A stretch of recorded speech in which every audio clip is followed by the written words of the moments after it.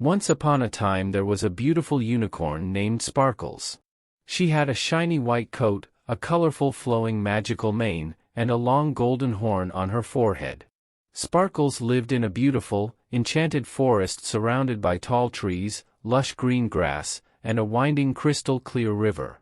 One sunny morning, Sparkles woke up feeling extra adventurous. She decided to wander farther into the forest than she had ever gone before. The trees were very tall and the bushes were dense, making it difficult to see very far in front of her. After walking for a while, Sparkles realized she did not recognize where she was. Nothing looked familiar. She had wandered very deep into parts of the forest she had never been to before. Sparkles began to feel nervous being in this unfamiliar part of the woods. Sparkles called out, "Hello? Is anyone there?" but only heard her echo bouncing back. She was alone. Sparkles tried looking for clues as to which way was home, but everything looked the same. She saw lots of trees, bushes, rocks and flowers, but nothing that gave her a hint about how to get back home. Sparkles started to worry. The day was passing quickly and it would be dark soon. Sparkles did not want to be lost in the forest overnight all alone. The woods could be dangerous at night. She had to figure out how to find her way back as soon as possible before it got dark. Sparkles took a deep breath and tried to stay calm. She knew she had to keep looking for anything familiar to point her in the direction of home. She walked for a while longer, weaving between the trees and looking closely for landmarks. Finally, in the distance, Sparkles spotted a huge oak tree with low, curved branches that looked just like the wonky oak near her home meadow. Sparkles smiled wide, her eyes shining bright. She remembered playing on the bent branches of wonky oak as a baby. She was going the right way after all. Sparkles pranced and whinnied with joy. But she knew she still had a long way to go before reaching the safety of her home meadow. Sparkles continued trotting through the woods, keeping the afternoon sun on her left side to travel west towards home. The forest was starting to look more familiar. Sparkles recognized certain trees and rocks that she had passed many times on adventures near her home. But the forest was so large, and there was still a long way to go. The sun was starting to get low in the sky and Sparkles quickened her pace. She had to make it back before nightfall when the woods could be treacherous. Suddenly, Sparkles heard a rumbling noise nearby. She stopped, looking around cautiously. To her horror, a huge, angry bear lumbered out from behind a bush. The bear rose up on two legs and roared loudly at Sparkles. Terrified, Sparkles turned and galloped away from the bear as fast as she could. The bear chased after her, snarling. Sparkles' heart pounded as she raced through the trees. She had to escape the bear. Racing through the forest with the bear close behind, Sparkles saw a fallen tree up ahead. She had an idea. As Sparkles approached the tree, she leapt into the air with all her might. Soaring over the high tree trunk, Sparkles cleared it easily with room to spare. But the bear was too big to jump over. He crashed right into the fallen tree. Sparkles turned to see the bear shaking its head, confused and tangled in the tree branches. Safe from the bear, Sparkles kept running. The sky was growing darker. Sparkles could tell she was getting very close to home now. The trees and land formations looked familiar again. Sparkles followed a winding creek towards a tall hill shaped like a sleeping giant. She climbed the steep hill and at the top, Sparkles could see her beautiful meadow in the valley below. Sparkles cantered down the hill and raced across the meadow towards home. She had made it back just before nightfall. Her family greeted her happily, relieved Sparkles was safe. Sparkles told them all about her long, scary adventure getting lost in the woods and how she found her way back. She promised to never wander so far away again. Sparkles was thankful to be home safe and sound. She nuzzled her family affectionately, then settled down for a good night's sleep, dreaming about the magical day she had escaping danger and finding her way home. Once upon a time there was a curious little monkey named George. George loved to explore and go on adventures. One day, George heard about a magical place called Dinosaur Land, where dinosaurs still walked the earth. George decided he just had to visit Dinosaur Land and see the dinosaurs for himself. So George packed his backpack with bananas and other supplies and headed out on a long journey to find Dinosaur Land. He hiked through deep dark jungles, crossed raging rivers, and climbed tall mountains. After many days of traveling, George finally arrived at the entrance to Dinosaur Land. A huge stone archway towered over him with the words, "Welcome to Dinosaur Land," carved into it. George could hardly contain his excitement. As soon as he passed under the archway, George found himself transported back in time to the age of the dinosaurs. There were large open plains with huge herds of plant-eating dinosaurs like Apatosaurus, Triceratops, and Stegosaurus grazing and wandering around. Volcanoes smoked in the distance and primitive ferns and cycads grew everywhere. George was amazed. He quickly scurried off to explore, carefully avoiding the sharp teeth and claws of the mighty carnivorous dinosaurs like Tyrannosaurus rex and Velociraptor that were never far away. George spent the day observing and sketching all the different dinosaurs he encountered. He watched baby dinosaurs hatching from their eggs and saw dinosaur parents teaching their young how to find food and avoid predators. The curious little monkey even tried interacting with some of the gentler herbivores, offering them bananas to eat right from his hand. As night fell and the moon rose over Dinosaur Land, George grew tired from his big adventure. He was just about to curl up in a tree and go to sleep when suddenly, the ground began to shake violently. All the dinosaurs started bellowing in fear and stampeding across the plains. George soon saw why. A massive asteroid was hurtling through the sky, headed straight for Earth. George knew he had to take action to save his new dinosaur friends. He bravely swung down from the trees and jumped onto the back of a passing Triceratops. "Follow that asteroid," he shouted, steering the dinosaur by tugging on its horns. The Triceratops raced after the fiery asteroid, with George holding on tight to its frill. As they drew close to the impact site, George pulled out his trusty slingshot. He took aim at the asteroid and let loose a rock, striking the asteroid directly in its blazing core. The asteroid cracked and fractured into smaller chunks from the force of George's rock. The chunks rained down into the sea, sparing Dinosaur Land from total annihilation. The dinosaurs let out thunderous cheers for George, their new monkey hero. They crowded around him, grunting and nuzzling him with gratitude. From that day forward, George was a legend in Dinosaur Land. The dinosaurs would never forget how he bravely risked his life to save them all. George stayed for a while to help the dinosaurs rebuild their damaged homes and nurseries. But soon he was ready to return home, tired after his epic adventure but happier than ever. The dinosaurs were sad to see him go, but they would remember him always as George the dinosaur hero. After many more days of traveling, George finally arrived back home. His friends were eager to hear all about his journey to Dinosaur Land. Of course, they didn't believe his crazy tale at first. But George didn't mind, he knew it was all true. Whenever he missed his dinosaur friends, all he had to do was look through his sketchbook full of dinosaur drawings and memories.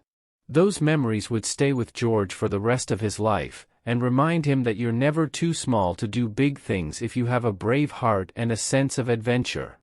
Once upon a time there was a young boy named Billy who loved dinosaurs. He read every book about dinosaurs he could get his hands on and spent hours playing with his dinosaur toys, imagining exciting adventures in the prehistoric world. For his 10th birthday, Billy asked his parents if they could go to the Natural History Museum so he could see the dinosaur skeletons. Billy was so excited as he walked through the museum, staring in awe at the towering Brachiosaurus and fierce Tyrannosaurus rex. It was like stepping back in time into the age of the dinosaurs. After the museum, Billy asked his parents if they could stop at the toy store so he could get some new dinosaur toys. He raced through the aisles until he found the dinosaur section. There were so many cool dinosaur playsets and figurines, Billy didn't know which ones to pick. He chose a build-your-own dinosaur park playset that came with a Triceratops, Stegosaurus, Velociraptor, and more. The set came with little palm trees, fences, and even a laboratory where he could pretend to hatch baby dinosaurs. When Billy got home, he immediately started setting up his dinosaur park in his bedroom. He carefully constructed the fences and arranged the palm trees just right so the dinosaurs would feel at home. He placed each dinosaur in strategic places around the park for the best viewing experience. The last touch was the laboratory where the dinosaurs were hatched. Billy grabbed an egg piece from the set and pretended to carefully nurture it until it started cracking. He made hatching sounds as a little plastic baby triceratops emerged. "Welcome to Jurassic World, little guy," Billy said. Just then, Billy heard his mom calling him down for dinner. "Be right there," Billy shouted. But as he started to leave, he turned to look back at his new dinosaur park set up proudly in his room. He imagined actually being able to visit a real Jurassic World filled with living, breathing dinosaurs. How amazing would that be? The next day at school, Billy couldn't stop thinking about how cool it would be to see real-life dinosaurs. During recess, he told his friends Sam and Lucy about it while they played on the jungle gym. "Wouldn't it be awesome if we could actually build a Jurassic World with living dinosaurs?" asked Billy. "That would be amazing," said Sam. "We could have a pet triceratops to ride like a horse. And a giant brachiosaurus we could feed from the tree tops," added Lucy. The three kids started imagining all the cool things they could do if dinosaurs were still around. They could go swimming with snorkels while plesiosaurs swam below. Or ride in a protective vehicle while massive sauropods walked beside them. Maybe they could even play fetch with a velociraptor. After recess, Billy, Sam and Lucy met up in the school library and started researching everything they could about dinosaurs. They learned which dinosaurs were herbivores, carnivores, or omnivores. They read about what different dinosaurs liked to eat and where they lived. The more they read, the more ideas they got about how to build the perfect dinosaur theme park. "We should group herbivores like the Triceratops and Brachiosaurus together in a gentle giant section," said Lucy. "And we can contain the dangerous carnivores like T-Rex and Velociraptors in high-security habitats," added Sam. "This is going to be so awesome," said Billy. He borrowed a stack of dinosaur books to take home and start planning. At home, Billy transformed his bedroom into dinosaur park headquarters. He covered the walls with diagrams of potential park layouts, dino info charts, and drawings of awesome rides and activities.